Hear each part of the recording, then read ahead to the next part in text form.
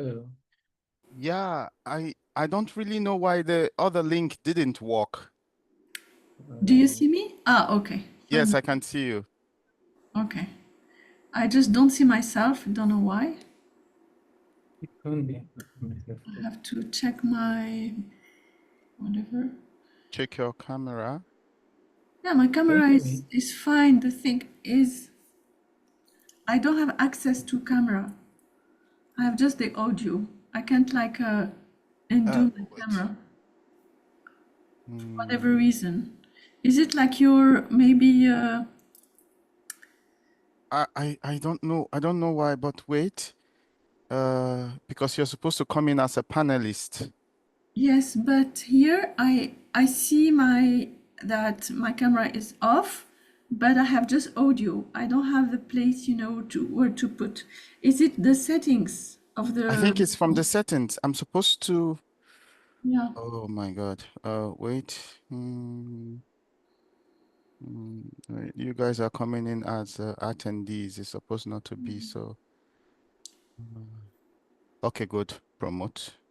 Can you see yourself now? Good. Join as panelist. Okay, Okay. now. So I think that's good. So check if your camera is working. Ah, Yeah. yeah. Good. Yeah, Good good. Oh, morning. perfect. Okay, I finally. the thing Oh, the thing was I have not used I was still trying to work on it. Uh Even the recording is here now, but let me stop the recording. Let me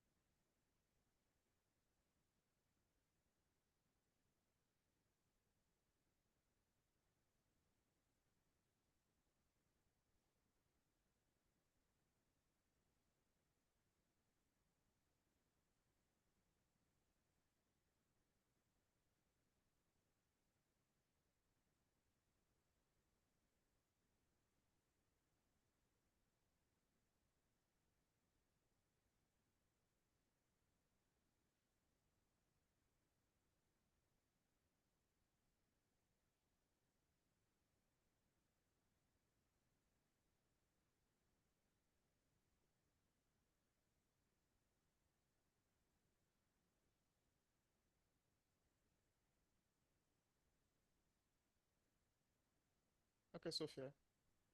Hey, so good morning, good afternoon, and good evening, depending on your time zone. Thank you for joining or rejoining, depending on if you were with us yesterday. We are really happy and excited to have you here again today for the second session of our webinar, which is connecting ocean literacy to coastal communities and to the ocean in Africa. So today, our distinguished moderator will be Chris, who is the co-lead and the co-coordinator with me of the Ocean Literacy Hub for ICOP Africa. Chris has been very active in terms of ocean literacy with coastal communities, and he's also the head of Green Promise Initiative International, which is an NGO. So, and he has been working a lot for the Blue Curricula development, for several projects, and of course for this webinar.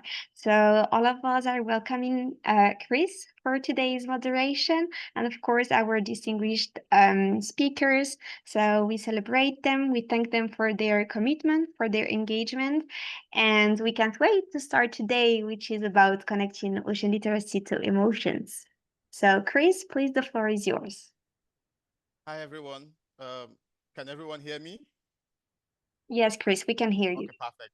Thank you all for joining today's section of our webinar series. And of course, today is the second day and also the last day of this 1 hour, 30-minute online webinar.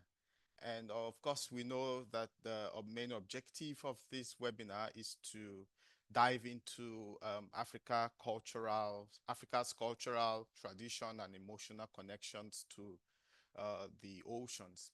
As we all know, it's also particular in different societies and communities. For centuries, the ocean has been able to shape our identity. It has been able to shape spirituality and the livelihoods of coastal communities, including that of the African coastal communities. And it has served as a source for stories, traditions, and deep emotional resonance. So this event today we're having a special focus on mental activities and emotional visualization of the ocean, and exploring how personal memories, imagery, sensory connections to marine environment can influence stewardship and well-being and cultural belonging. And also we have two of our experts here with us, and we would also be able to have reflective exercises and have a video visualization of the African oceans, and we will have much insight into the emotion and cultural literacy that can strengthen ocean conservation in Africa. And a special focus today, can you take me to the slide for the first speaker?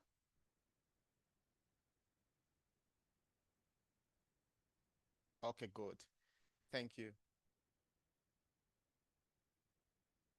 Awesome.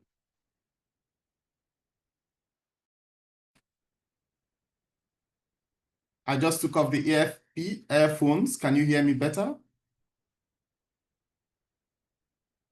Yes, Wait. Chris, it's better. Oh, okay, perfect. Okay. So today we have Zeinab, and this is not the first time we are having Zeinab with us. And in some of our works, I've actually been following her, and she's not new to ECOP also. So Zeinab is a somatic coach and facilitator from Morocco, and she has 20 years social experience in social justice and climate activism. And her work promotes healing, resilience, and Ubuntu values. Of course, we know the Ubuntu values that we are all together. And passionate about reconnecting people with nature and also the oceans. And if I know as she comes in, she's going to tell us about her work and also her organization, and we can have a lot of insight from what she's doing, and also be able to connect with her even after the webinar also. So thank you so much. Zeinab, you have the floor. Thank you, Chris. Thank you for this invitation, renewed invitation. I'm very happy and honored to be here with you. Thank you, Sophia, for all the wonderful work you're doing. I'm honored. And before I start, I'd like us, I invite us to take a minute of silence to reflect on the pain that is enduring right now in Gaza, in West Bank, in Sudan, in Congo, Yemen, Haiti, Ukraine, and you can name it. So I'm gonna try to stay silent for around 1 minute.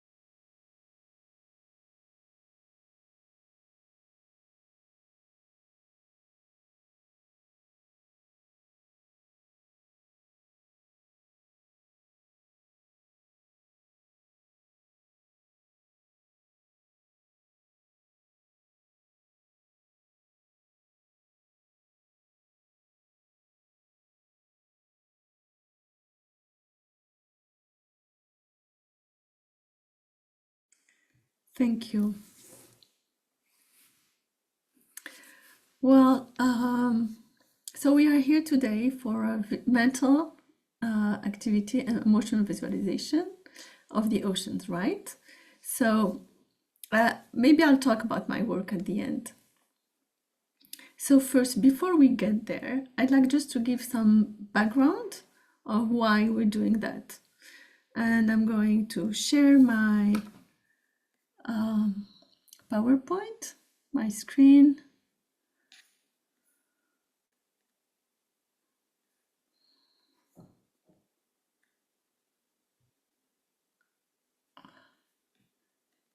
This is for later. Okay, let me start this.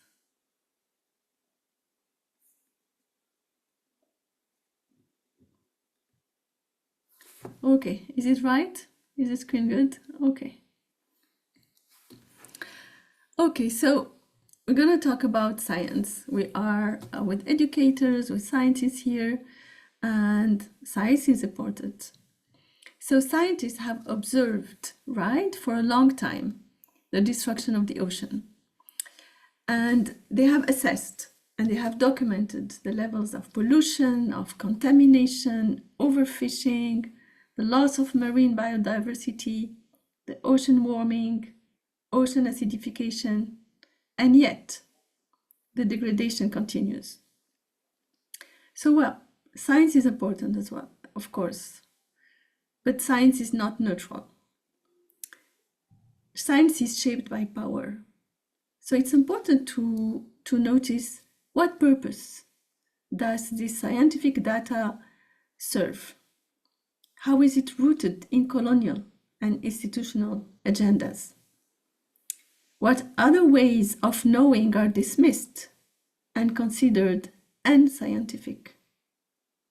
And how can science be rooted in dignity, in care for the oceans, in African memory and African relationality?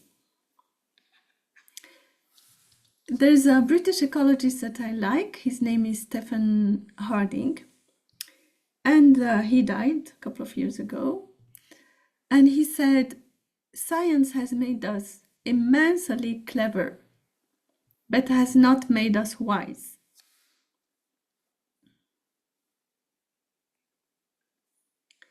So what does Harding refers to here? What does he say that we're not wise?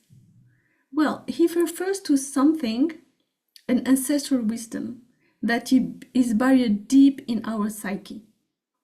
And here in this slide, I'm showing a model from Carl Jung, the Swedish psychologist. It's a model of our psyche. And in this model, there's like 3 circles: the consciousness, and then the unconscious, first the personal unconscious and the collective unconscious. And actually, the ancestral wisdom is deep in the yellow circle.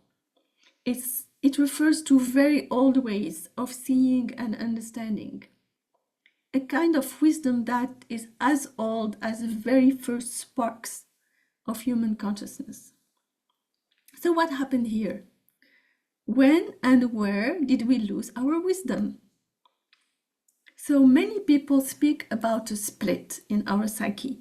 And the split, I put it in, it's dark red, you know, between the blue and the orange. And this split has been exacerbated by the scientific revolution in Europe. And this disconnection actually is between me and what is out there. And what became the dominant culture in the world is based on a purely mechanistic science that sees nature and the oceans as dead matter.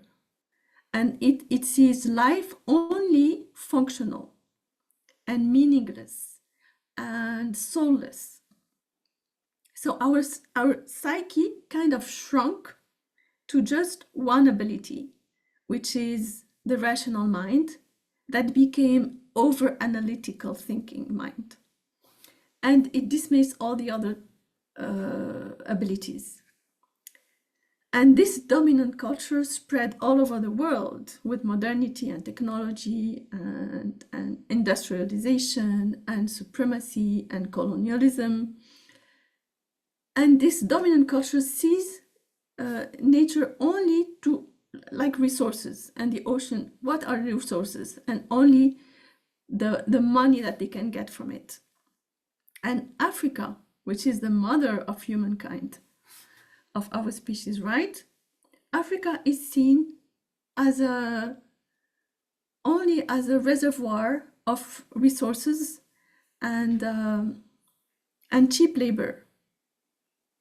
And to make it easier for them to use these resources and the cheap labor, our education, our policy, our economy, and even our culture are tailored to their needs. And slowly, the African wisdom, ancestral wisdom, is being erased to adopt this mechanistic worldview. And perceiving things in other ways, like feeling, like sensing, gut feelings, intuition, dreams, visions, that would allow us to get to the ancestral wisdom. All these ways of perceiving the world are considered inferior, backwards, unscientific, incompatible with modernity. There's this woman who was born Gambian and lives in Sweden now. Her name is Lovette Jallow. And she says, Western colonization dismantled cosmologies and rewrote records. Practices held as spiritual or social responsibility were filed as symptoms. So here, I invite you to a decolonial practice. How did we internalize? Because a colonization is a colonizer, but the colonized also internalized that our traditional ways are backwards. How did we get there?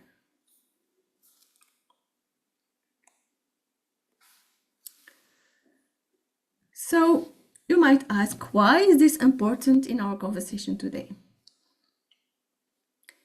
Well, some of us, or many of us, lost our ways to see the oceans alive. Oceans are alive.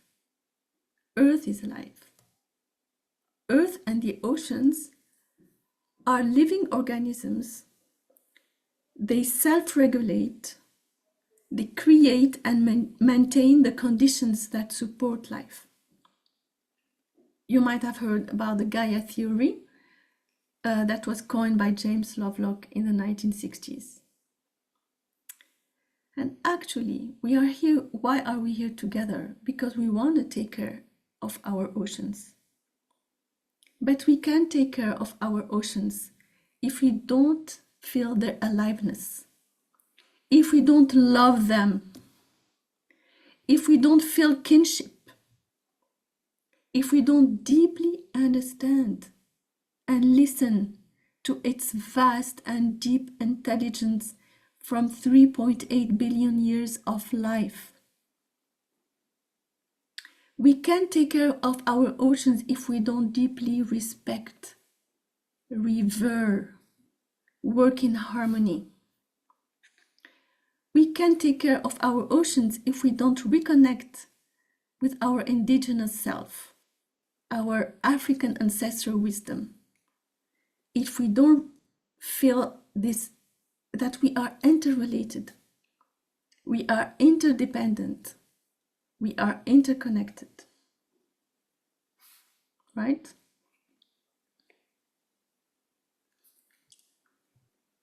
This is one of my favorite authors, Bayo Akomolofe. He's Nigerian. He says, "The ocean is majestic because it exceeds us, because it silences us, because we came from it, because our bodies are composed of it." Akomolofe invites us, and I'm using his words, meet nature anew and see the ocean as an elder, an agency in its own right, and to learn to listen to its manifold wisdoms. End of quote. This is a big shift of paradigm. This is a big shift from anthropocentrism.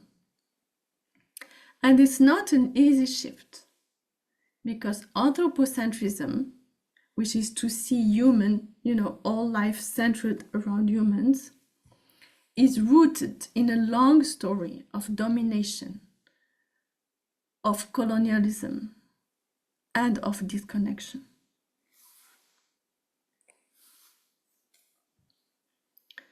Well, we can say in reality it's not a shift. It's a coming back to our ancestral African wisdom, where interconnectedness is embedded in our core values.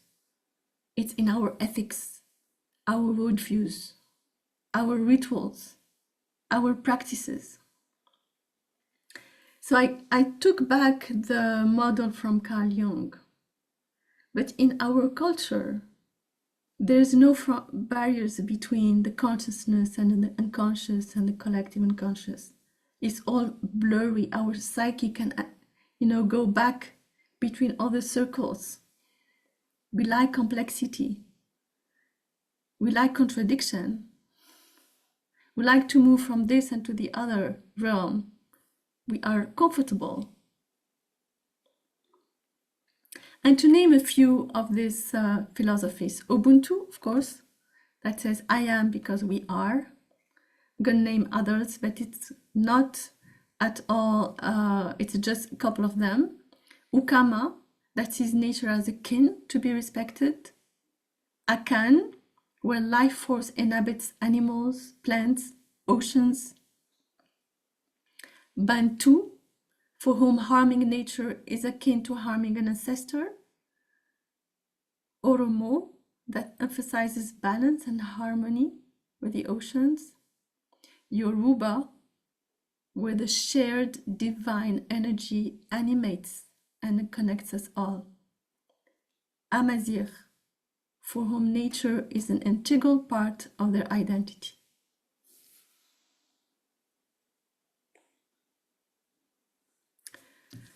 Finally, how do we do that?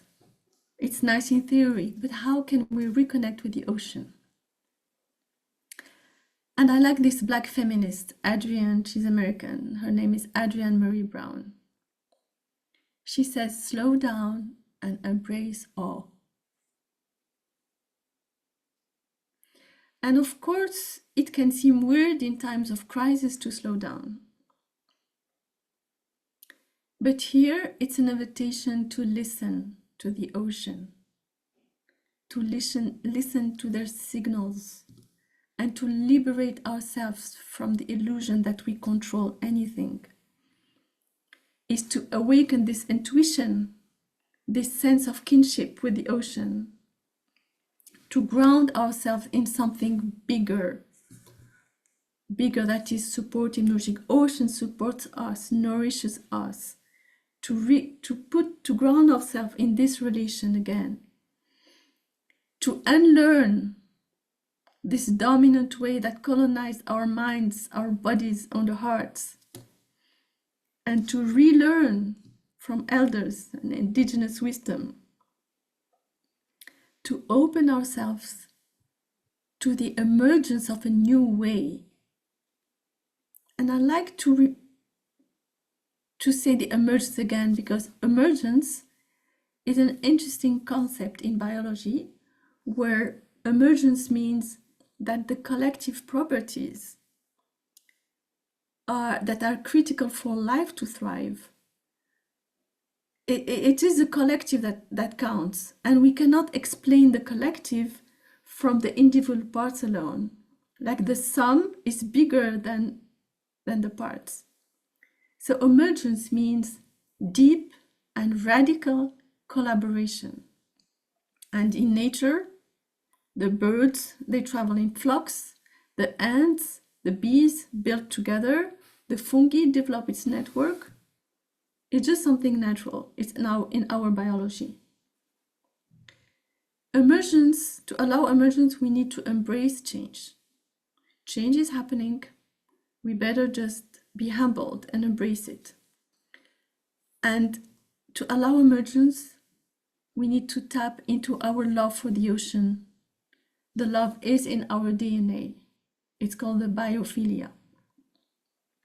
And so invitation here is to come down to our bodies, and we're going to move to the visualization. So the invitation is to come down from the mind and to sense and experience, and knowing that to the sensing body, all phenomena are animated. Oceans are alive, oceans speak, and through our sensorial empathy, we can experience, remember, belong, and commit. I'm gonna stop sharing now.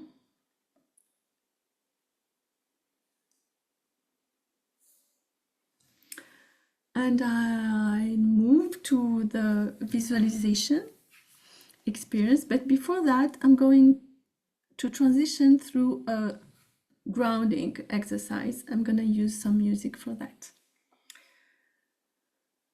And when you listen to music, I'm going to open the music soon. When you listen to the music, I invite you to try to notice what's happening in your body. See if you can feel the vibrations. See if you can listen to your breath. If what you feel, your emotions, if you like the music, if you don't like it, notice, just be curious and playful.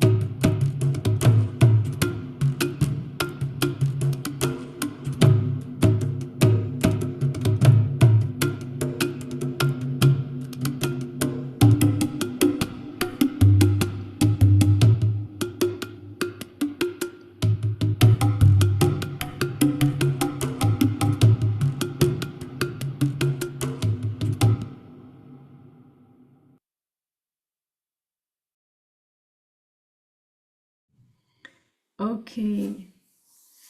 So now I hope that you enjoyed this this drumming, djembe. Now I'm gonna walk you through a meditation.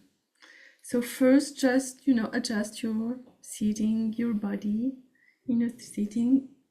Relax any pocket of tensions. Relax your shoulders. Make yourself, comfortable for around 10 minutes of meditation. And be playful, curious. Whatever happens is good. And I invite you to close your eyes. It's better for the meditation. A child somewhere is playing with a shaker, sprinkling some magic to the meditation.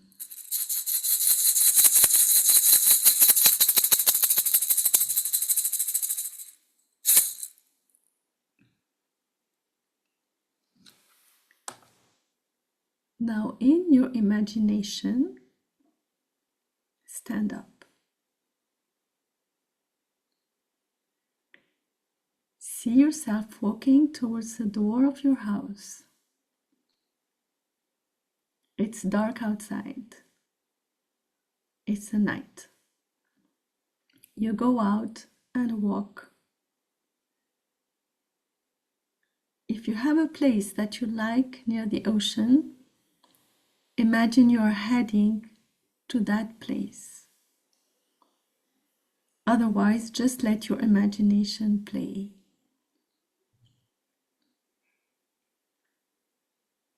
See yourself walking slowly.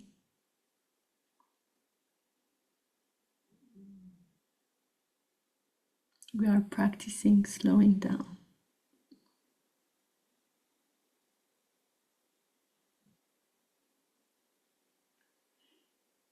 Now you have arrived. You are standing by the seashore, barefoot. Notice around you. Notice the coast, the sand, the rocks, the sky, the water, the waves. Notice what you feel towards this place. Is it familiar? Is it agreeable?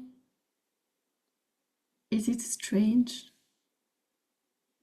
Is it neutral? Now get closer to the waters. Feel the waves as they end at your feet. What's the temperature like? Do you like it? Walk in the waters until you reaches your knees. Then notice if you see anything in the water, creatures, plants, rocks. Notice the shape, the colors, the movement. You keep walking into the waters and start swimming towards the open sea. You're swimming slowly. Then you stop swimming and find yourself gently floating to the surface. Notice the air on your skin. Is there a breeze? The taste of the water? The stars lighting your way? Now you hear from deep time. You hear a voice that says, "The ocean is our beginning and our end." And you are curious. It's from deep time. It's an invitation to a voyage back in the time. Curious, you plunge deep into the ocean. And because you are in your imagination, You can breathe in the deep ocean as long as you want. You dive with a complete sense of safety. As it is a journey backwards in time, you find yourself 1,000 years ago. A knowing comes to you that ocean now hosts more species than ever before, an amazing diversity and abundance of living beings in that great watery realm. Legendary great serpent of the sea might also not be far away. What do you see? What are your body sensations? What do you feel? You might see creatures from the past, from stories, from myth, from your unconscious, or from your own imagination.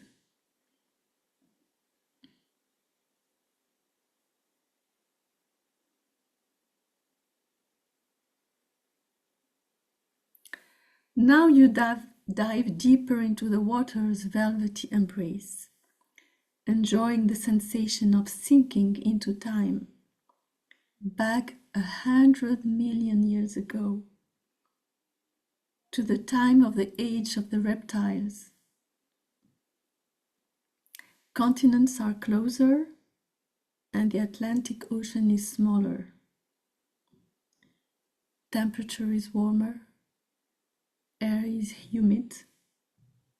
Marine fauna and flora are different. Ocean hosts huge squids, giant marine reptiles, floating algae. Mythic primeval whale might be around as well. What do you see?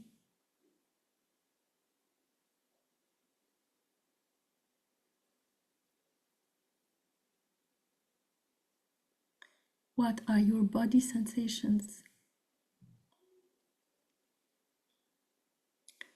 What do you feel?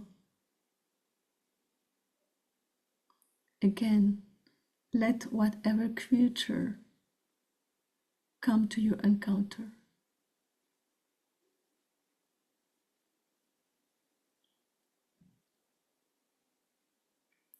Now you plunge deeper and deeper into time for much longer than before, like falling asleep into a beautiful realm.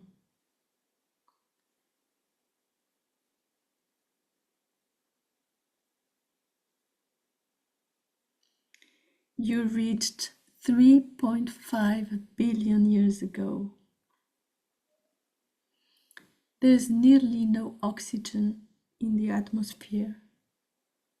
The sea is greenish and covers all Earth. Continents are gone.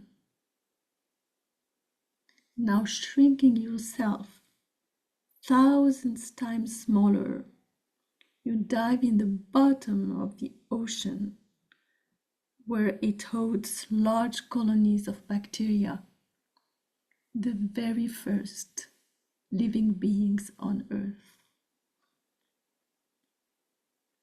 What do you see? What are your body sensations? What do you feel?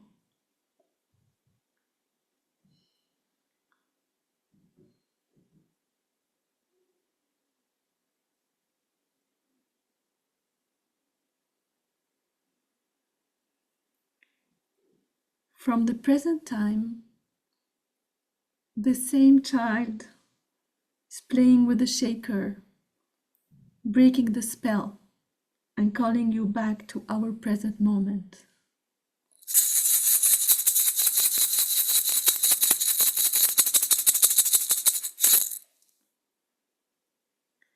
You swim quickly through the fabric of time, then to the edge of the ocean. Like magic, you are neither wet nor tired. You walk back home, to your room, to your chair, and now take your time to arrive. And when you arrive, open your eyes.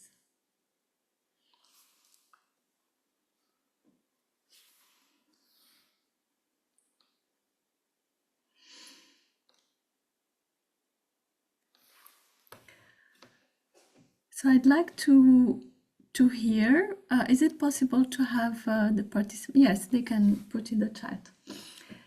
If the participants and also the panelists, I'd like to hear from everyone in one word. And if you don't like it, please feel free to say it, or in one word, how was your experience? I can allow anybody to talk. If I see a hand, then I can allow them to talk. So I think from the attendees, yeah.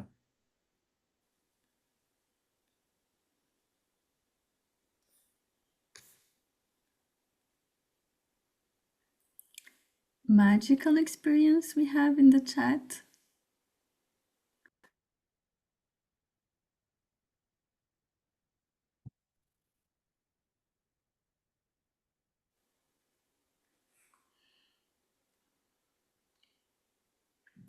Great experience.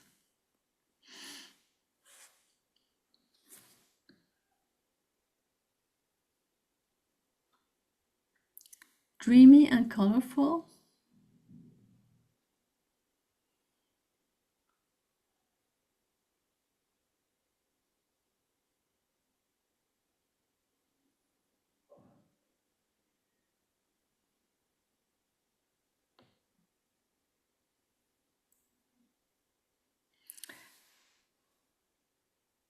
Despite me not being a fan of the going in the ocean, sorry, really enjoyed the session, feel very relaxed. Calming, relaxing.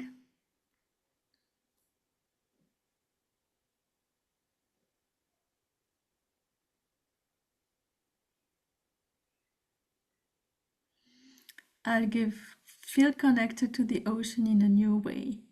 Lovely. Okay, thank you for your feedback. I will end with a poem from a South African poet. His name is Masisi Kunene, and it's a poem from Anthem of the Decades.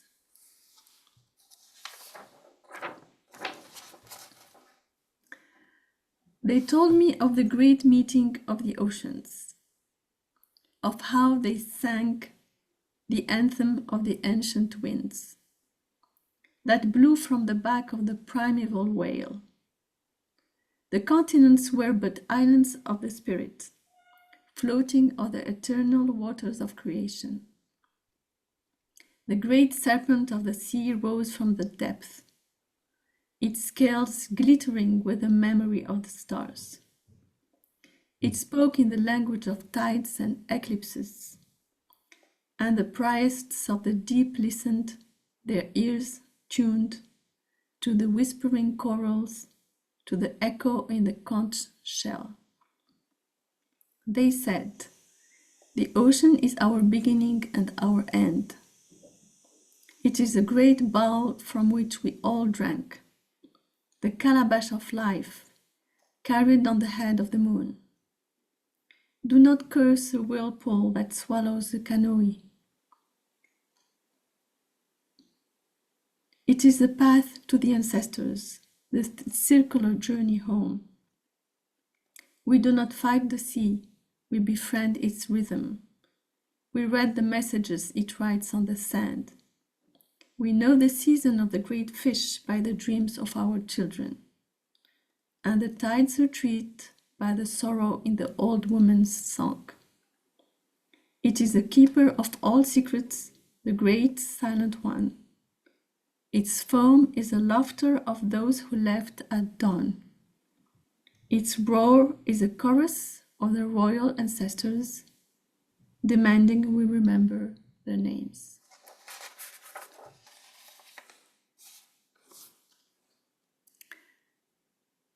This is my intervention today.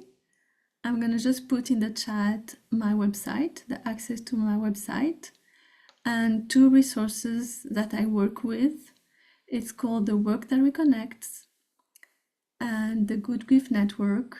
I work with them with grief. We do grief circles, grief work around the state of the world. And also we work on dismantling and disrupting this system that's being so hard and paradigm shift from the military industrial complex that's governing the world. I'm going to put all this in the chat, and I thank you for today's invitation again.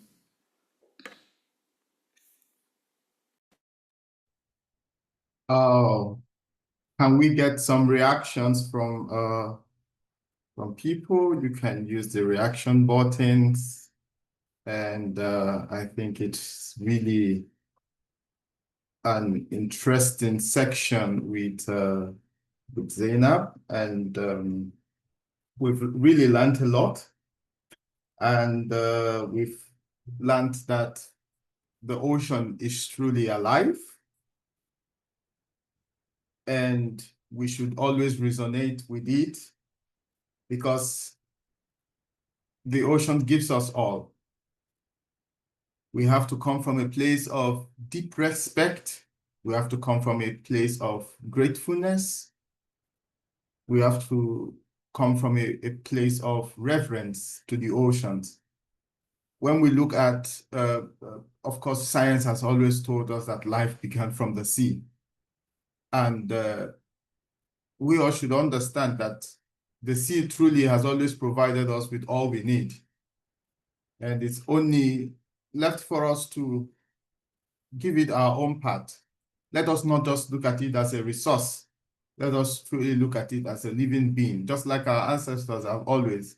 Most African communities, in most cultural communities, they looked at the ocean as a kin. They looked at the ocean as a distant, as a relative to them. And we all have these feelings for love, biophilia. That's why we love life. When somebody brings up a knife now, we all want to run away, but yeah, because you love life, of course. And since we love life, we should protect the things that enable life to thrive, which is very important. And thank you so much, Zeinab, for this emotional and visualizing section. We always have you, and we also hope that one day we're going to have a physical program where we can do this physically. And as well as that, I would like maybe two people I can invite to say something. I would allow you to talk if you have your hands raised up. Let's know your general feeling from the entire section. And if you have something to say, please just raise your hands up. I would allow you to say something. How it resonates to you. This is an interactive section, so I wouldn't have to leave us from only viewing, because I know those in the webinar, the attendees really have limited controls within their screen. So if you want to say something, I can have you to say something. Okay, we're already receiving some reactions from the chat from Josephine, emotionally and psychologically engaging section. Thank you, Zeinab. Okay, we have life is a great gift and should be celebrated. Live and let's live. Very important. So while we are living, we should also allow the oceans to live also, and other components that ensure life. So yeah, we should come from the place of reverence, from the place of gratefulness for what the oceans, not just the oceans, all life systems, the forest, the soil, the atmosphere, the earth entirely itself. What a good way to relax the mind through meditation. I believe Ikenna is coming from one of the stressed section. And I think this section really gave him a very nice time to relax his mind and meditate. All right, so without any more response, so Sophia, can you share the screen so we can invite the next speaker? So I can read the last one. Culture should care about nature and not massacre, as we are doing, as we are doing at the moment and have been doing for ages. So we have the next section, and this section, I have a very great friend who is joining us also from Nigeria. And he has traveled across Africa, filming the great adventures, great resources, great nature of Africa. And we have Williams with us. Williams is a Nigerian film and director and producer, founder of the Regent Films studio, Pan-African Storytelling. He creates documentaries and films on African coastal life, not just African coastal life, also coastal communities, indigenous communities. And I've been following him on LinkedIn, and I've watched some of his videos. They are very inspiring, which I would also like us to also connect with him on LinkedIn and watch some of his videos. And he believes in the power of film to shape the narrative and inspire change. So we have today Williams Ameh. You have the floor. Thank you very much, Chris, for this powerful introduction. And thank you, everyone, my fellow panelists. It has been an interesting section so far. Josephine, thank you so much for the conversation yesterday. It was explosive. It was deep. You know, I was, when I was listening to you speak, I was like, why didn't I go back to school? You know, because I could not really do what you have done. Thank you so much. Thank you, Zainab, for this exciting experience. You know, it was relaxing indeed, as much as inspiring. So for me today, I'm not going to do all of the, okay, let me introduce you to my heart. It's my documentary partner. We travel a lot. You know, if you're in Africa, I mean, we're all in Africa. We know how the sun can be sometimes. So it doesn't make sense that I travel with my heart. And now that we're supposed to have conversation, I leave the heart aside, you see. So I had to come with it here so we could have this conversation together. So for me, I will walk you through my journey, you know, along the African coast and storytelling in Africa and what inspired my journey towards telling Afrocentric story. So I will start with this quote from Nelson Mandela. He said, "If you speak to a man in a language that he understands, you speak to his head, it goes to his head. But if you speak to him in his language, it goes to his heart." Now the question is, what is our language in Africa? You see, what is our language in Africa? So many times I grew up watching Hollywood, other people tell African story, you see, and most of the times the representation of Africa that I see is not really the reality on ground, you know, and they focus their emphasis on, permit me to say, negative storytelling of Africa. And it was so wrong. And for me, I told myself, I was not going to sit on the sideline and watch people tell our story that do not represent our truth, that do not represent our interest. You know, so it's easy to campaign and say, oh, these people are not telling our story all right. These people are not telling our story all right. BBC, CNN, Al Jazeera, and all of these things, they're not telling our story. But the question is, what are you doing about it? You know, everybody can campaign, everybody can talk, everybody can agitate, but the real action is you acting on it. You know, there's always a gap everywhere. And if we don't fill in the gap that tells our story, other people definitely will fill those gaps. And the truth is, they will tell the story. You know, if I tell your story, I am not telling your story, I am telling my story of you. So if Hollywood tell African story, it's not telling African story, it is telling the American story of Africa or the European story of Africa. So again, that this bringing back to my earlier statement, the quotes from Nelson Mandela. If you speak to a man in a language that he knows, you speak to his head. But if you speak to him in his own language, you speak to his heart.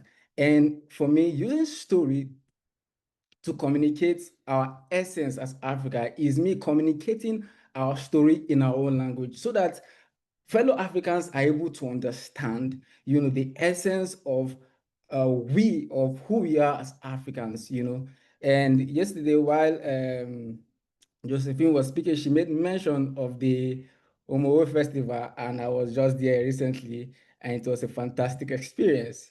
And also, I will be sharing my screen to show you guys some of the documentaries I've done. I'm going to play the first documentary from the Lake Oposonchwe. I know Josephine would know the lake here, it's in Kumasi.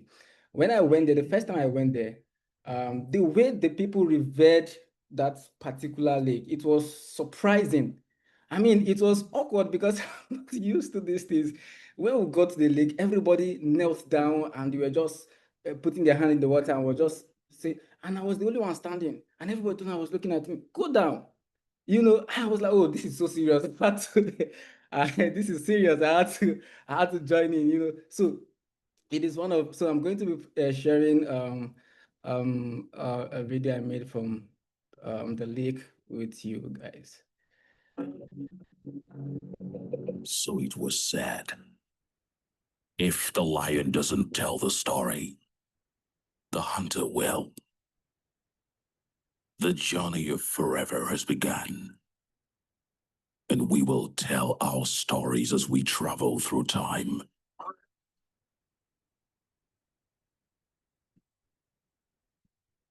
We may die, but our stories will not.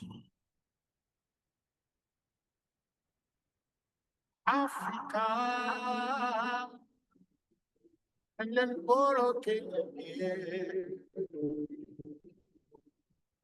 They'll remind you of our names and our faces.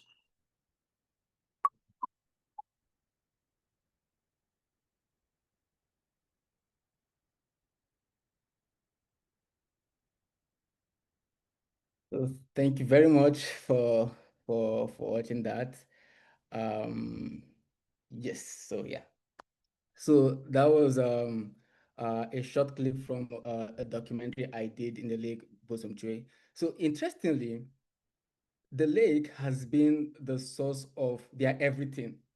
Their life, their very existence circle around the lake. The lake had produced great sportsmen among them that have gone to recently. Some of the kids in the lake went to compete in South Africa for swimming in a swimming competition, and they did very, very well. And most of the times, the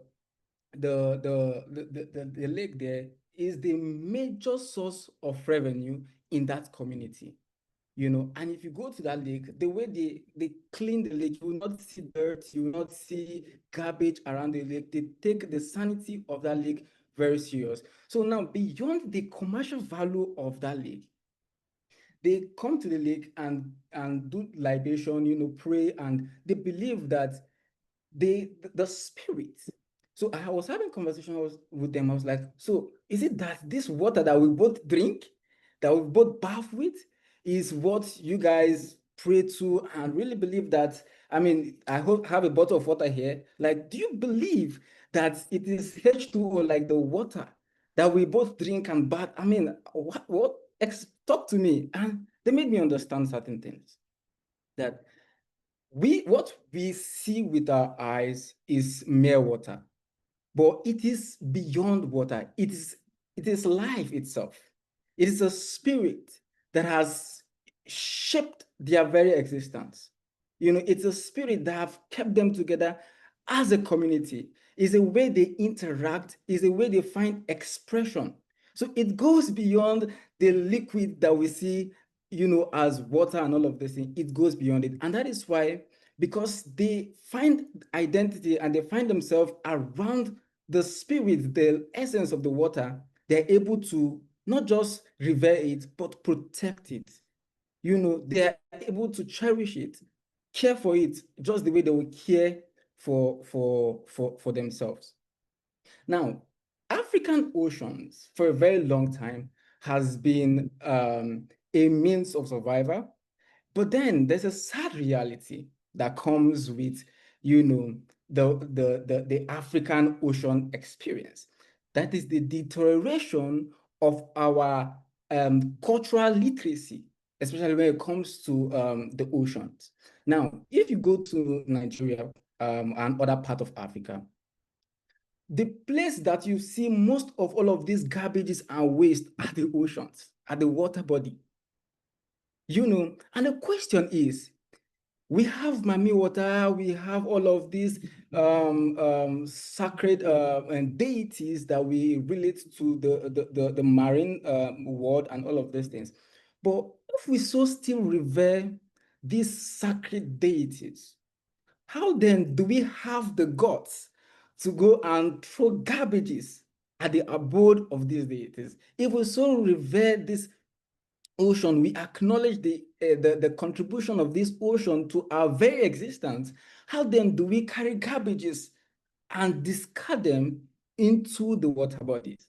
So it poses serious concern. And then I come to realize over time is the fact that generation has come and generation have gone. And over the time, the knowledge and the communication, especially between our ancestors, our parents, and ourselves about the African tradition and the African literacy of the water body has deteriorated so bad, so much so that it no longer exists in our conscious mind.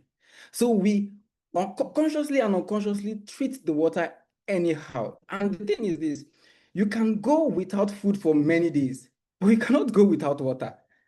You see, so you can go without food, but you cannot go without water. So I'm going to be sharing with you. I have like 4 videos that I'm going to be sharing with you and be walking you through my journey. As I have the next conversation is going to be how I capture stories in Africa and along my journey. So let me be sharing with you the next video. Okay. So this is from Kokobite in Accra, Ghana here.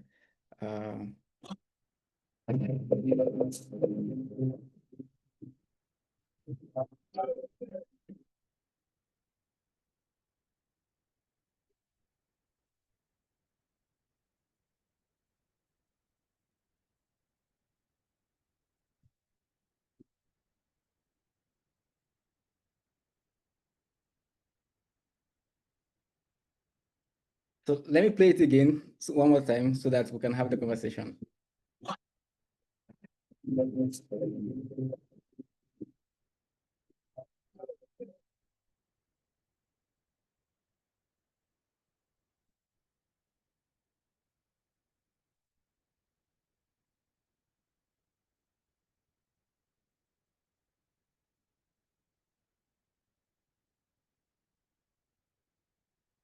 Yeah, I think we don't have the sound.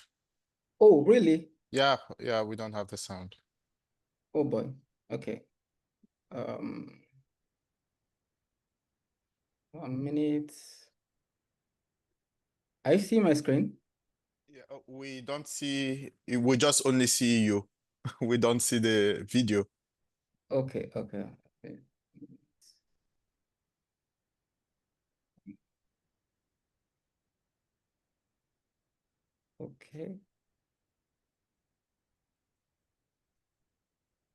If you can hear the sound, let me know. Can you hear the sound? Not yet.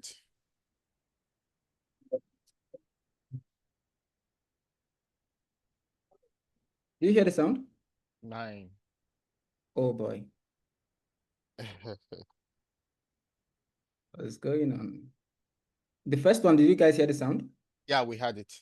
Also, Yeah, we can hear it now.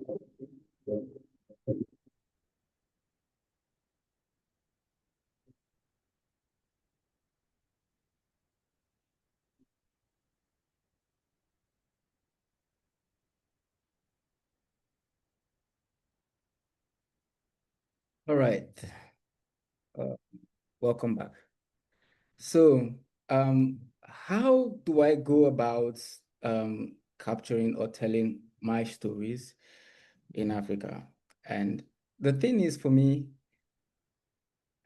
in all the places I've traveled to, I've never been turned down, you know. And even at first, some people will not want you to tell their story. Some people will be very skeptical, you know, like they are very careful. But then how I get to navigate around being able to tell people's story, you know, is the fact that I don't go there with my and bring out my camera at the first instance. You know, I go there to interact. I go there very curious, like genuinely curious, you know, and wanting to know more about them, wanting to hear them speak. And sometimes, mind you, going to some of these places, you already have a preconceived knowledge about where you are going to. But the truth is, I keep that preconceived information aside and go there as an empty vessel, listening to them, engaging them. And even sometimes when I know what they are telling me, I would really sound, you know, like I would really sound interested as though I'm hearing it for the first time. So when I position myself like that, it put them in the position of authority where they are giving out information, where they are teaching you, where they are schooling you. And when they realize that you've given them that much respect and reverence, they open up more. Now, if you go there and start asking questions with the preconceived or with the pre-information you have, then it's like you are trying to impose your knowledge on them, you know, and this would immediately trigger their guard. You know, some of them would want to be careful to have conversation with you and all of this. And so, yeah, for me, how I navigate telling stories of people is the fact that I am genuinely interested in the story. It is not about creating the content. It's the interest for me. It's the curiosity. So when I was growing up, I used to be very emotional when I'm arguing with people, you know, and then when I feel like I know the subject and I'm sure of what I'm saying, and then you are just arguing with me and, you know, patting me down, I start crying.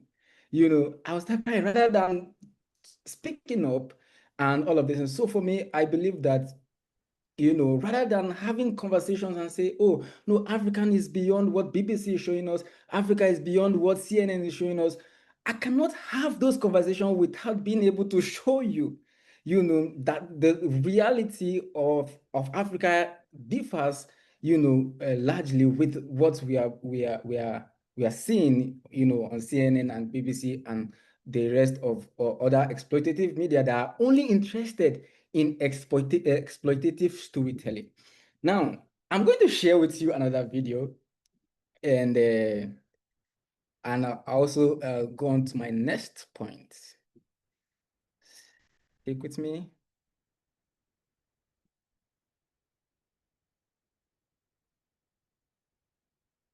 Can you hear the sound? Yes, we do. Yes, we do. Welcome.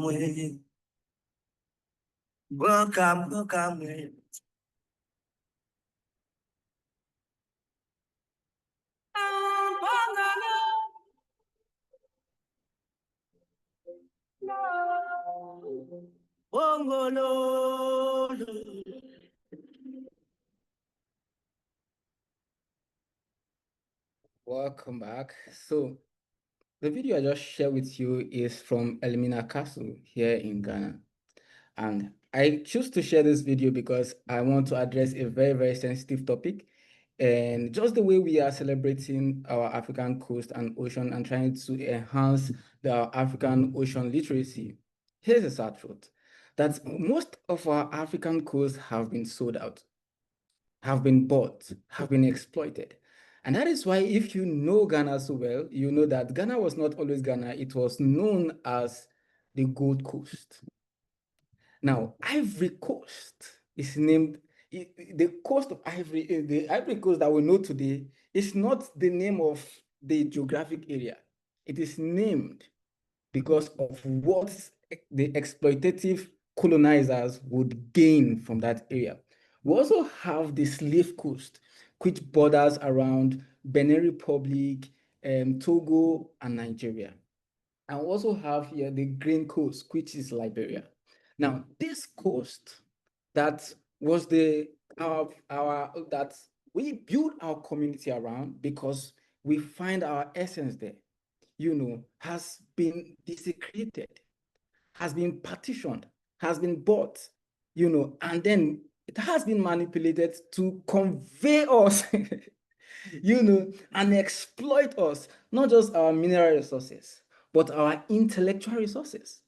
Now, gone are the days where people physically exploit Africa with, maybe shipping slaves of Africa and all of these things. But right now, so many Africans, because of lack of information, because of ignorance, because of improper documentation, or rather, negative stories that are making headlines around Africa, represented that these media houses like CNN, BBC, and the rest push out there, has forced most young Africans to want to flee the continent. Now, they want to flee the continent because of they are chasing Eldorado. They feel like Africa is no longer it.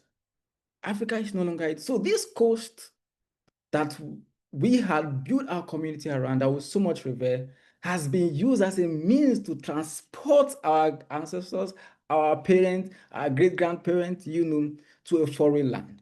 And today, you see people traveling, trying to go to Europe, crossing the Mediterranean and all of this on their own accord. Nobody is nobody is forcing them. Nobody is trying to shoehorn them on their own accord because of the story, that they've heard, because of the kind of projection of Africa that we have. Africa is all about war. Africa is all about crisis and all of these things. So my next point here is the challenges that I face in the course of, documenting the African community and the coastlines. For me, I would like to say that it is not always easy telling the African story. Trust me, it is not always easy, especially when you are passionate about African story and the African experiences.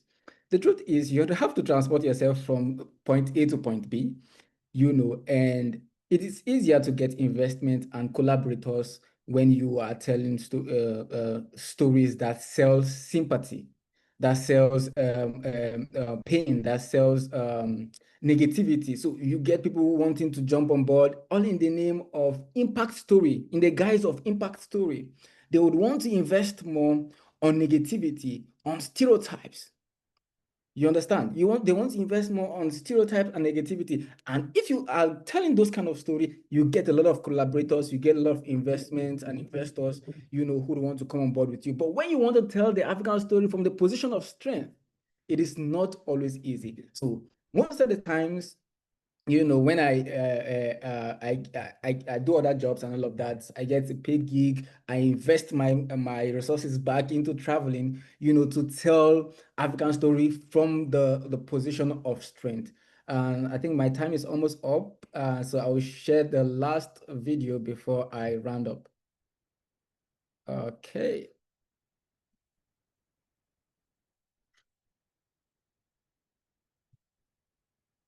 So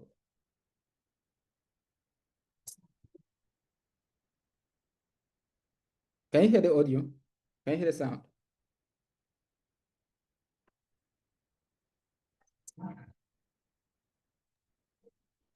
Inanjole ajoloko, inanjole ajolode, oboro inanjole ajoloko, inanjole ajoloko, inanjole. I think it's paused, sorry. Ajoloko, inanjole ajolode, oboro inanjole ajoloko, inanjole ajoloko, inanjole ajolode, oboro.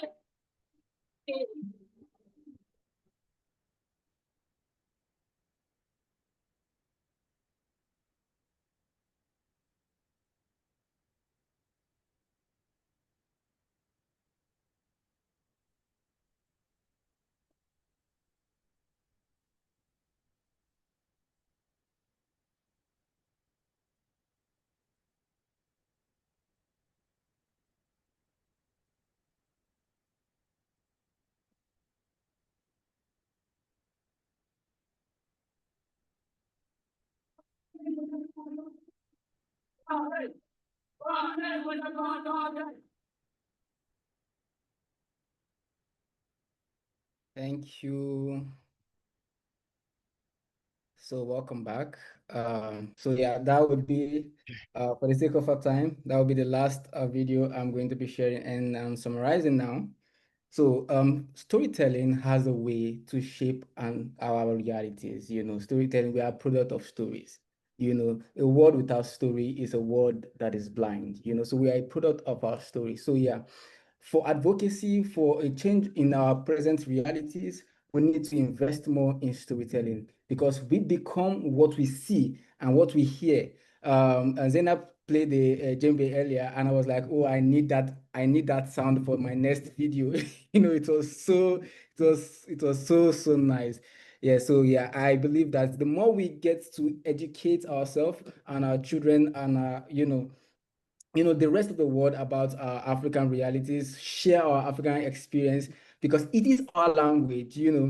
We communicate in the language that we all understand. I believe that Josephine have seen part of our Omowo festival, which was incredible. I was there. It was so nice.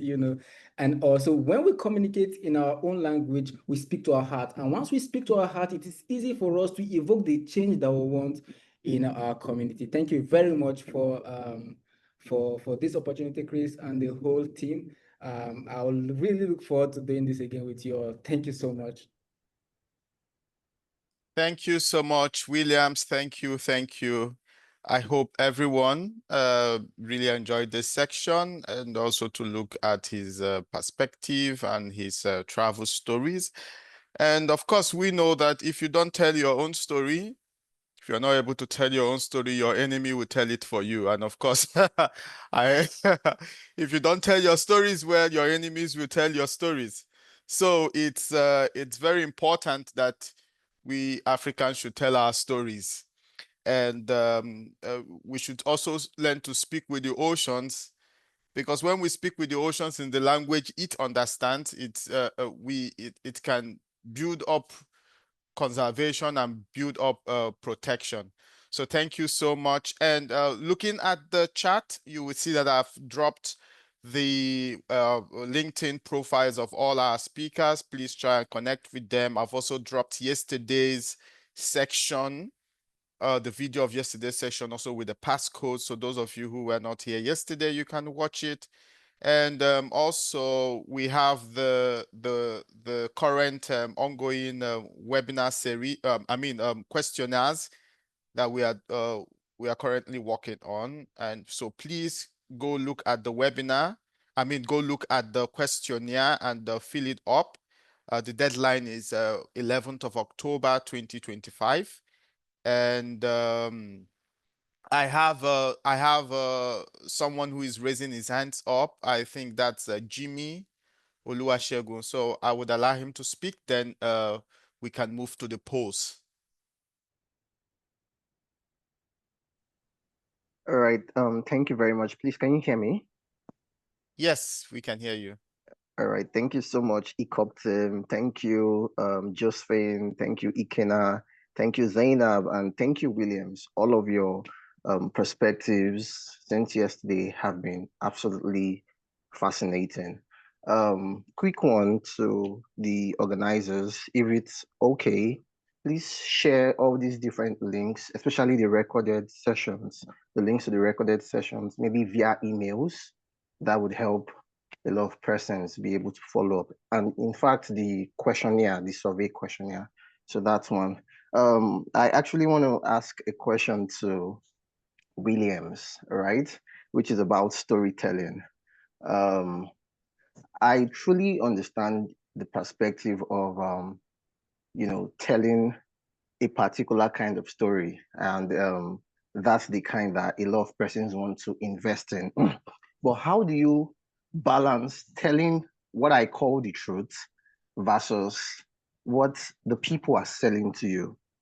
I'm saying this because I studied in the Niger Delta part of Nigeria.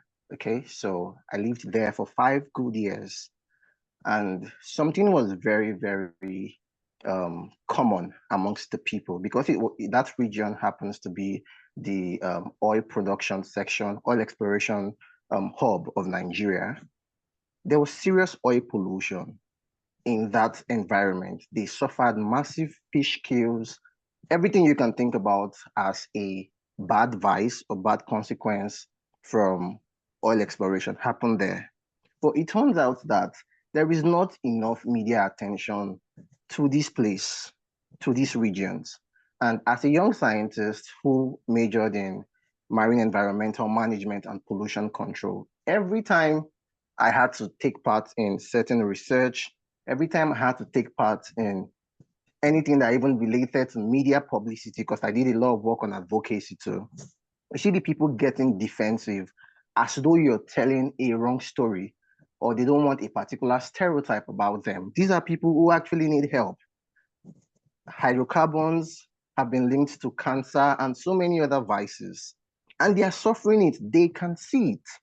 And you're trying to put these stories there, not just even the media part, as a scientist, evidence-based, experiments, showing these people the results of the different research we're doing. And they just prefer to be those people who like to pretend to themselves like this is not their reality. So how do you balance this truth?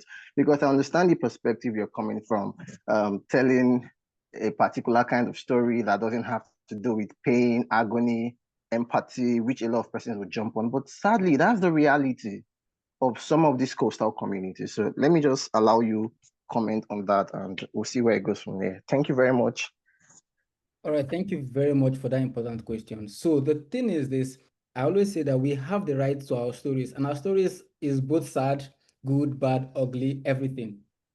It's our story. We have the right to our stories. So it is not like we're trying to whitewash or trying to brainwash rather people into believing that, oh, everything is all good or everything is all rosy and all of these things.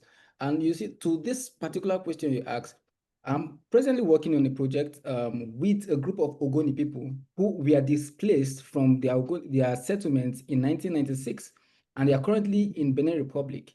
They direct people who what we Ken Saruwiwa. They presently live, I've done a documentary around them in Benin Republic. So till now, they live in an IDP camp in Benin Republic. They've married, given birth, and still are living in IDP camps, advocating for a change, for their communities and all of these things. So the truth is this: when we approach storytelling, it is not. So you see, when we want to tell story, two things are involved, right? What is your intention for the story? Now, if your intention is towards gaining traction, getting collaborators and investment, or trying to invoke unnecessary sympathy, then it is questionable.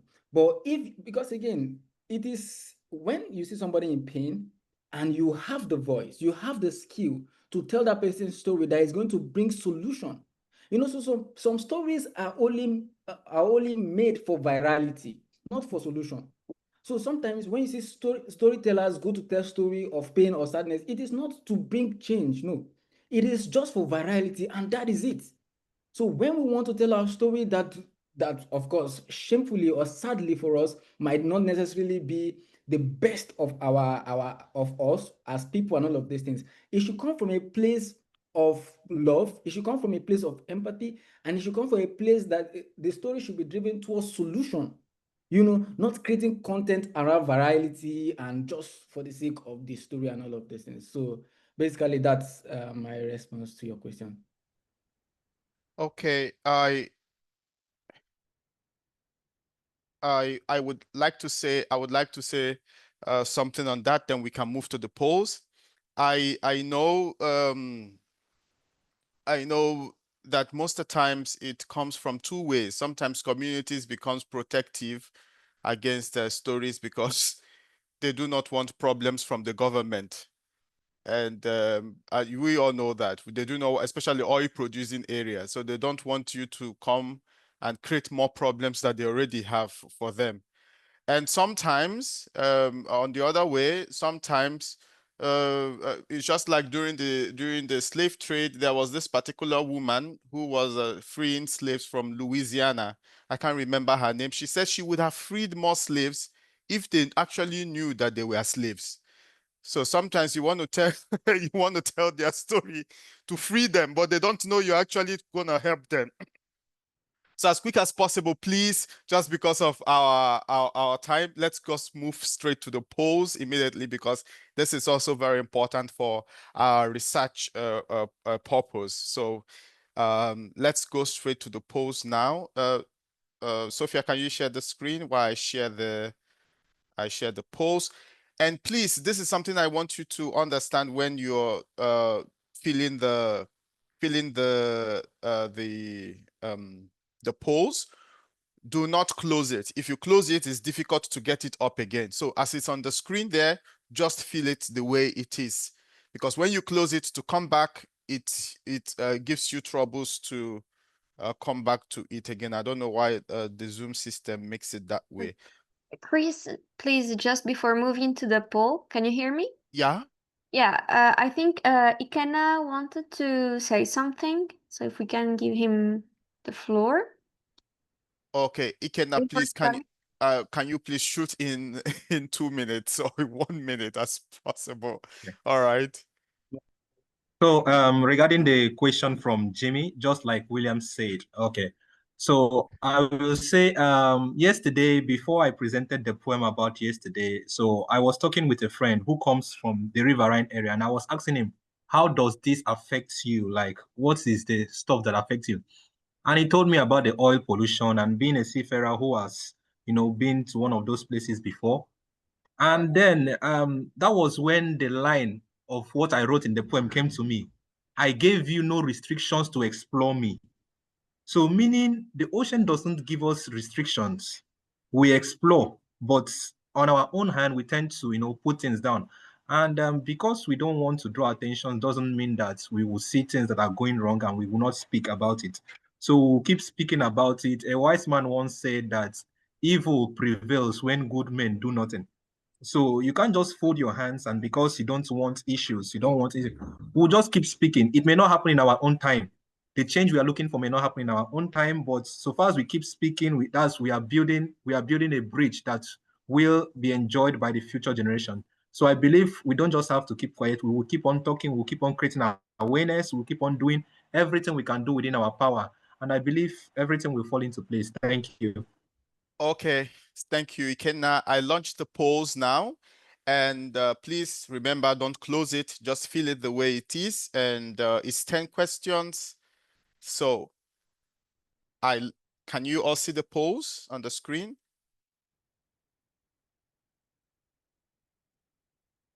But wait, before I do that, I would like to allow the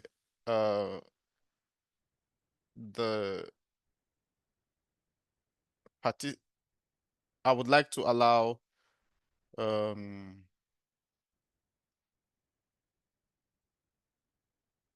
panelists to also vote. So I've just done that now. So good. Okay.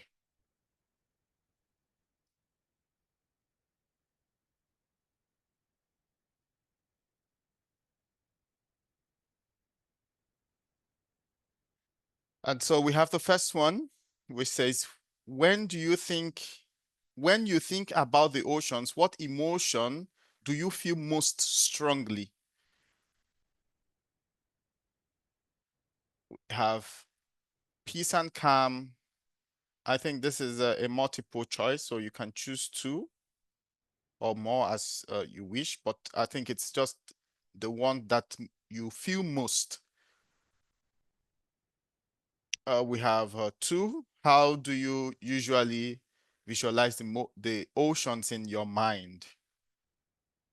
Do you see it as a place of beauty, inspiration, as a powerful and sometimes threatening force, as a place of work and livelihood? I know we have a lot of researchers here, so, or as a distant or abstract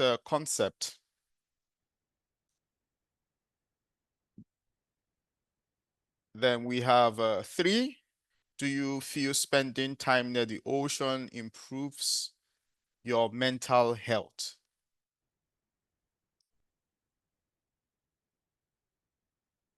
Do you feel spending time near the ocean improves your mental health? 4.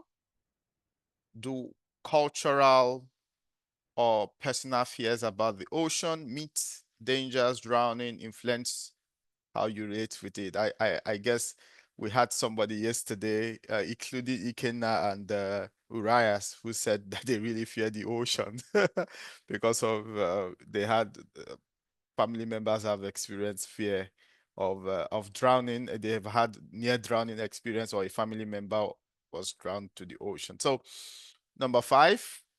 What should the ocean be integrated into healing and therapy practices?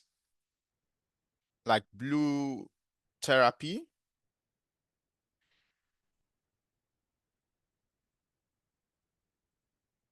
6.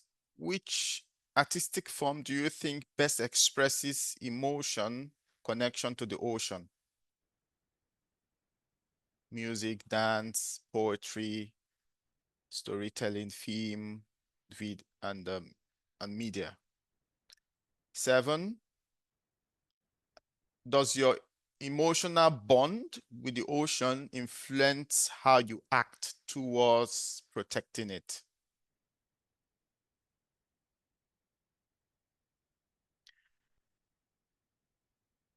Act, sorry, 8. Has the ocean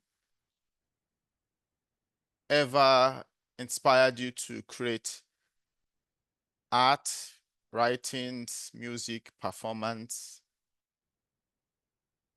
So 9. Do you think emotional storytelling can be as effective as scientific facts in teaching ocean literacy? And we have 10. What feeling do you want future generations to have when they think about the ocean? So if we all have okay, if we all are true, I would like us to use the chat and just say yes, I'm true. Then I can end the post, then we can see the result. Then we can call on any of us to really, okay, good. Okay, good, good. Okay. So we can try to see the results and all that here. And remember, the general survey we have is still on the chat. I can copy it again, and so we all can copy it down and fill it at any time that we have. This is very much important to us as ECOP, and also for those of us who are having research on cultural connections to African and coastal communities. So very much important. So I guess everyone is done. If you're still feeling, just say yes. I'm still feeling. I should give you more time then. Okay. I can count 1 to 5. 1, 2, 3, 4, and 5. So I guess everyone has is true with the feeling. So I end the polls now. Good. Remember, don't close the polls. If you close it, it will be difficult for you to get them. So the polls have ended, and we have the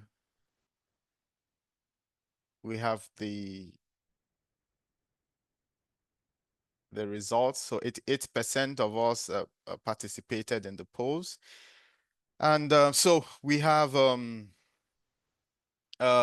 first one. When you think about the ocean, what emotion do you feel the most? We have peace and calm, awe and wonder, fear and respect, joy and excitement. And we have 67% of us say that they feel the most is peace and calm. And I don't know if one person, just only one person can speak on that. And 47% says awe and wonder. And 7% say fear and respect. I think Urias and Ikenna should be part of those that have fear for the oceans. All right. In a I lighter don't have fear mode. anymore. I don't have fear anymore. I walk on the sea, so I don't have fear anymore these days. Azo. That's rich. Okay, so Josephine, you have the floor.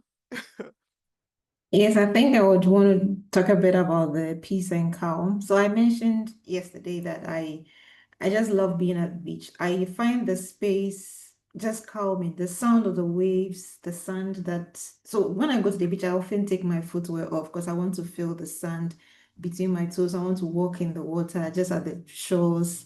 And it's like a liberating place. There's never the same experience whenever you go to the beach. Sometimes you could find some shells, you could find even little fish swimming by the little water pools. It's just a place that I just love. I don't know if because I love the water, I love the ocean. Maybe I'm in my little bubble here, but I just find that connection to it. It's a place when you go, you actually lose track of time. It's so beautiful, so surreal. That is how I feel. So I just thought to share why the peace and Okay. calm. Okay, that's beautiful. Yeah. Okay. So number 2 says, how do you usually visualize the ocean? Today we had a visualizing section with Ms. Zeinab. And of course, I don't know how many of us could feel it. We have 57% says it's a source of beauty and inspiration, and 50%, which we know, says it's for work and livelihood. And we have people who are working within the ocean field, and also people who have it as for livelihood and all that. So if we can have somebody to tell us more on that. If we don't have, we can move to the other question. And okay, good. I go to the third one. Do you feel spending time near the ocean improves your mental health? Okay, let's answer this before I say something. So it said yes, people said always, sometimes, rarely, not at all. Someone says not at all. Okay. Yeah. I was reading a research, and I think it's I can't remember where I read it from, and it says that people who spend time close to the ocean, they said it improves their health and also their mental health. It's like having a ocean therapy. In Japan, they have what we call forest therapy, where people who have suicidal thoughts, they tell them to go to the forest to go clear their minds off. It's a form of that. So I guess the ocean also has that. And yeah, so I think this answer is good. So 4 says, do cultural of personal fears about the ocean, meet danger, drowning, influence how you relate with it? And we have a draw here, somewhat, not really. Yeah. I think, please, we need one person to get us with this aspect.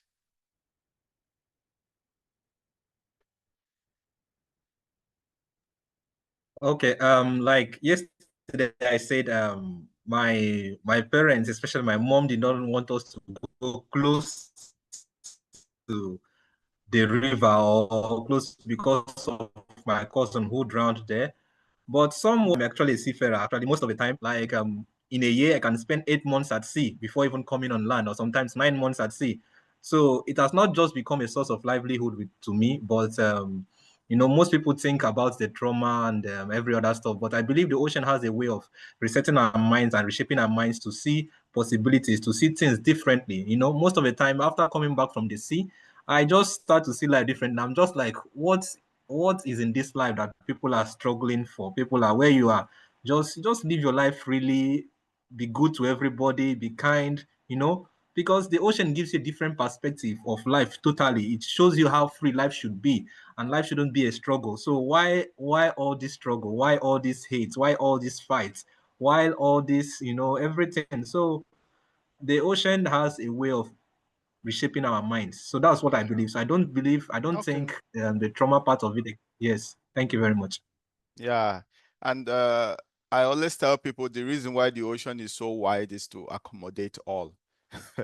It's to accommodate all because it takes the trash and gives it back to us. It takes also the good ones, and so it accommodates everything. So we know fully well I guess that's why the answer is like this, but somewhat not really 50-50. So good. 5 says, should ocean be integrated into healing and therapeutic practices? Yeah, I think we've answered that. It's still related to the other one we answered. So 54% said strongly agreed and 38% said agreed. So 6 says, which artistic form do you think best expresses emotion to the ocean? So we have visual arts, 31%, and film and media, 38%. So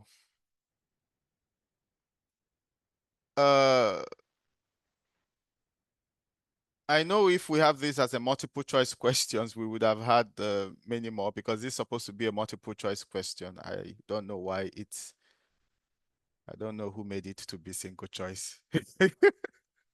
Maybe it's me. I didn't look that. So we'd have gotten a good perspective. But since we have 2 draws, visual art and film and media, poetry and storytelling also good. So yeah. Okay. 7, does your, Great. yeah? Sorry, before moving to the next question, I would probably also add culinary art, because I feel that in the kitchen, cooking, we also can share a lot of our knowledge, our spices, our stories. And by sharing a meal is also a way to share knowledge about the ocean. So I feel that maybe in the future, on a future poll, we can also add this dimension of culinary art. And also there are several festivals that are ongoing, for example, the Blue Food Festival. So I think that this could be also a dimension that we can explore. My God, blue what? Blue Food Festival. My God, I need to attend this one. You'll be eating a lot. Oh my God, I need to attend it. All right, so we have number 7. We have number 7. Does your emotional bond with the ocean influence how you act towards protecting it? We 54% said yes strongly, and 31% yes somewhat. You protect what you love. If you really love the ocean, you have to work towards protecting it. And I think the ocean goes to speak to our hearts. If the reason why most of us didn't love the ocean, we wouldn't have been here, because we want to see different dimensions to really bring up, influence our ways of protecting it. And 8, has the ocean ever inspired you to create art? Okay, you have 54% who said that, and often, and others once or twice. So perfect. So do you really think emotional storytelling can be effective as scientific facts in teaching ocean literacy? Can I have someone to answer this? do you think emotional storytelling can be effective as scientific fact in teaching ocean literacy? 38% said yes, more effective, and 62% says equally effective. Okay, so we take as the polls have said equally effective. Okay, good. Can I? Okay, you can. Thank you. I think that this is just a reminder of what happened, was discussed yesterday about bringing traditions and cultural local knowledge as well, besides scientific data or technical data, because it's like it depends on your background and on your beliefs, and not everyone is able to understand the specific jargons and languages that are shared in governmental reports or in very technical scientific data. So it's a matter of adapting the language you are using to the audience you want to target, and trying to speak, as William was saying, mentioning Nelson Mandela's quote. It's about being able to be a translator of concepts and being able to talk not only to our heads, our minds, but also to our hearts and our souls. Thank you so much, Sophia, for that. And number 10, we have what feeling do you want future generations to have when they think about the ocean? I was reading a survey from the ocean literacy UNESCO Ocean Literacy program, and they said that a huge percentage of young people don't think we are in an ocean crisis. So they feel that the ocean doesn't really need much of protection. But of course, facts do not lie, because we've seen so far what has really been happening in the ocean. Is it in terms of plastic pollution, acidification, some of the things you can, at least plastic pollutions, we can see. This one is all has been done by us. So and if we don't come from the place of some of the answers that we have here, we cannot really we can not really see the future generations having to think about it. So the first one says belonging and respect, which we have 54% people who said that. We have curiosity and wonder, 46. We have 54 for responsibility and stewardship. We have safety and livelihood.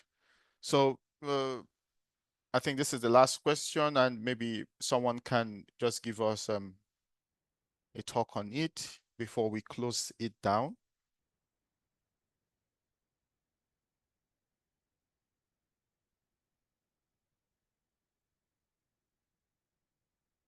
Just like Ms. Zeinab said, she talked about if the protection of the ocean needs to really go on, it should come from a place of respect. It should come from a place of gratitude. It should come from a place of care.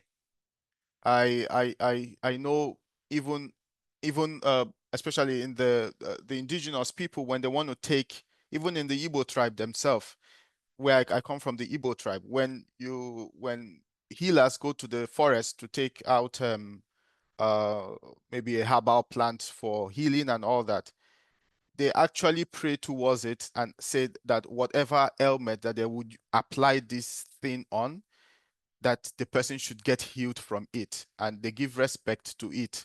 So sometimes they don't just uproot the whole thing out from the ground like this. They actually trim it, so they take some so that it can also reproduce. But of course, without respect, we just pull it off and of course and say, who the hell are you?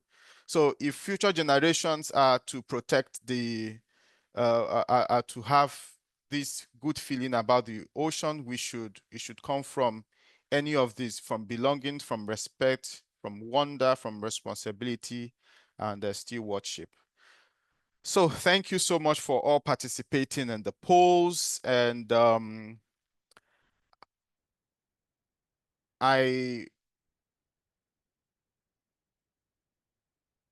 okay, are we just seeing this now? The results now? Oh my God. So I've actually been the one seeing the results since. I didn't know. I just saw it now. Oh my God. I'm so sorry. I'm so sorry. That's the thing. I'm so sorry. Okay. So just go through. Let's just glance through it again. I would share it in the mail together with the copies of all the recordings of the webinar. I will share it in the mail and the web and the current questionnaire that is going on. If you can also copy it, you can copy it and fill at your spare time. Yeah, you can copy it at your spare time. So like I said, it's very important for us. And I think I see Dr. Ngozi here. Dr. Ngozi is also part of us, and she was able to help us in reviewing some of the questions. So it's great that we should try to fill it up. And I stop sharing this now, then good. So, Sophia, what do we have next? I take it over to you. Thank you, Chris. Well, next I think is about thanking everyone for their presence, their engagement, for the wisdom you've been sharing, for the love of the ocean also, and showing us the different ways that we can express ourselves when it comes to the emotions, the culture, the knowledge that ocean can share about us as African as a unity. Thank you, William, for being here, for showing the fact that as youth, we are also responsible and we have the enough creativity, innovation, and with a little help and investments when it comes to technologies, infrastructure, we can create such beautiful pieces as you shared with us. Thank you so much, Zeinab, also for sharing your wisdom, for reaffirming some key concepts when it comes, for example, to the I will do it. Decolonialism, yes, of the culture, the fact that there should be like equality when it comes to include different systems of knowledge, including indigenous, local, traditional knowledge, and also for sharing with us the fact that there is this concept of ocean rights, the fact that ocean is a living organism and we must respect it and treat it as a person, as a persona. So thank you so much for your time, Ikena. Again, thank you so much for sharing with us your poems. And Josephine had to leave, but we thank her also for sharing all the knowledge related to ceremonies, festivals, and ways of celebrating, integrating the oceans in our daily life. And Chris, thank you so much for orchestrating this webinar and for counting with our qualitative and speakers and guests. And thank you everyone for joining. And we hope to see you soon in another webinar. All right, so I think I've allowed everyone to speak because today is the last day. So if you want to say something, you can two or three things before we close. If you want to say something, you can say this before we close. We're already short of time, but okay, good. Found, you can say something. Yeah, I've really enjoyed this opportunity. You guys have a lot of knowledge that was really important to share with us and raise our consciousness. And I'm grateful for the expertise which y'all have brought to us as well.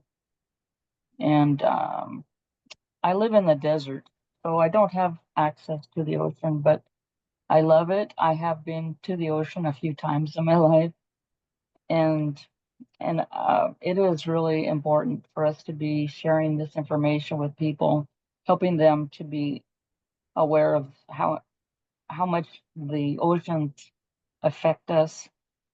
And I think that's about all I can say. Thank you very much to everyone. You're welcome. You're welcome, Fawn. All right. So I think I have Sarah here with us. I don't know, Sarah is a national, she's a African coordinator, continental coordinator for ECOP. I don't know if she has something to say. Okay, thank you, Sarah. Hi, Chris. Thank you so much for this space, opening this space for me. First of all, I would like to thank you, Chris and Sophia, for setting up this amazing webinar series. Thank you so much for the dedication of both of you on reaching out to the speakers, to the people that could contribute to these webinars. And I have to say it was I couldn't join you yesterday. I'm really sorry, but from what I could see today, it was really like touching for all the audience and all of us. And I think it was a wonderful initiative that we should go forward for the next few years of the ECO program. I really appreciate for the efforts of you two doing that. I also would like to thank for the speakers of this today. And it's, for me, in my opinion, it's really a good opportunity for us to rescue this connection with the ocean that we all have. I know that, like, some of you are not very close to the sea, but somehow we feel this connection with the water, with the ocean, even though we are so far away. But somehow we can get this connection through the rivers, through the riverways, in the inland countries. And this is very important to connect with the water, with the ocean somehow. And again, to rescue this connection of each and one of us is so important, because in our daily lives, we kind of get lost in the rush hours and in all the commitments that we have. So it's really good to have this, just bringing this down to ground ourselves with these connections as professionals working with the oceans, as students, as scientists, and so on, as artists that we could see here. So thank you so much for everyone. It was a wonderful initiative. Thank you so much. All right. On this note, thank you, Sarah. On this note, I will take a quote from Dr. Mogabo Ragosa. Josephine shared it yesterday, but I have to read it again for us. It says, "We must teach people why oceans are important, even if they live inland, far from the sea. We must explain the connection to climate, drought, and rain, and how they affect them wherever they are." So on this note, we close this section, and I thank you all for joining us. And we look forward for more programs from the Ocean Literacy Hub. And please take your time to fill up the survey. And we have other programs that will be coming up, especially our art competition that will be coming up. We would also still have your mails, and we can also send it over for you to send to your connections and your networks. So I wish you all a beautiful evening, morning, or afternoon, anywhere you are, and bye. Thank you, Bye-bye. everyone. Thank you, Chris. Bye. Bye, everyone. Thank you. Bye. Bye. Bye. Thank you. Thank you, Zainab. Thank you, Ewube, Fan, Dr. Ngozi, Williams, Khalid, Sophia. Yeah, thank you. You are welcome, dear. Thanks.